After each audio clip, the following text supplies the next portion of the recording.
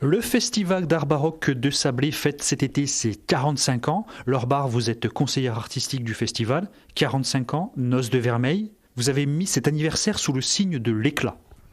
Oui, tout à fait. 45 ans de mariage, un mariage entre les festivaliers, les artistes et la musique baroque. Ça se fête en effet sous le signe de l'éclat, avec 11 spectacles et concerts qui s'annoncent flamboyants, émouvants, étincelants, sensibles et variés, avec des formes de spectacles aussi très diverses pour que tout le monde puisse y trouver sa place.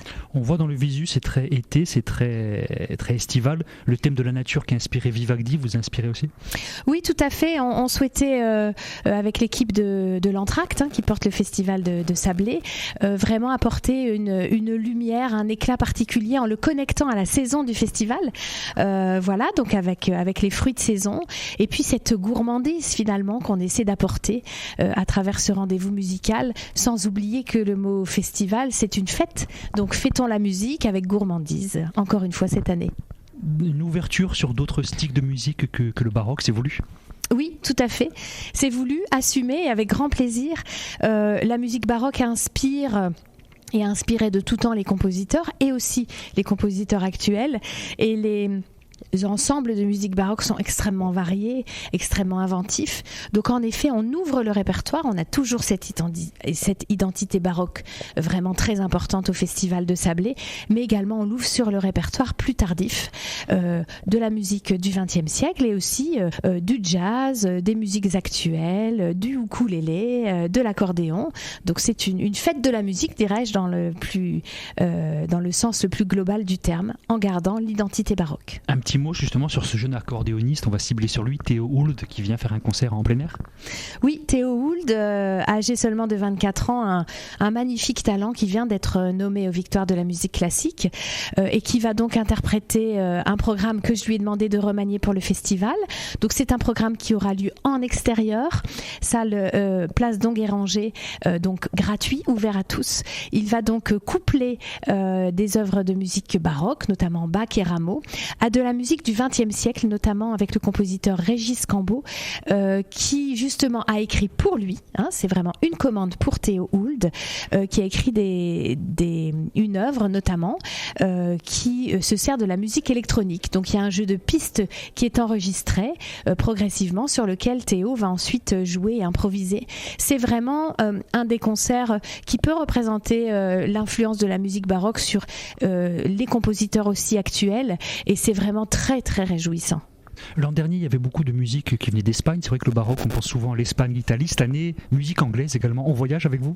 Oui, moi j'aime bien les voyages. On a tous besoin de voyager.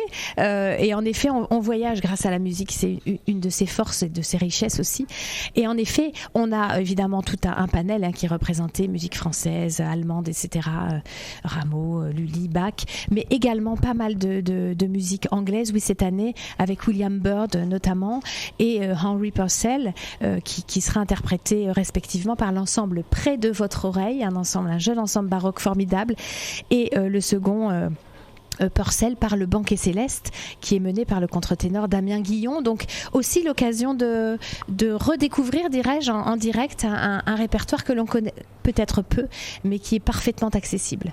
On va pas faire une liste à l'après-vert, mais on note une figure marquante, Léonard Garcia Alarcón. Oui, Leonardo Garcia Alarcón, un grand chef d'orchestre, compositeur, qui sera présent lors de son concert, le concert de clôture le 26 août avec Amore Siciliano, un programme de musique populaire, italien, formidable, très accessible, d'une qualité rare, évidemment.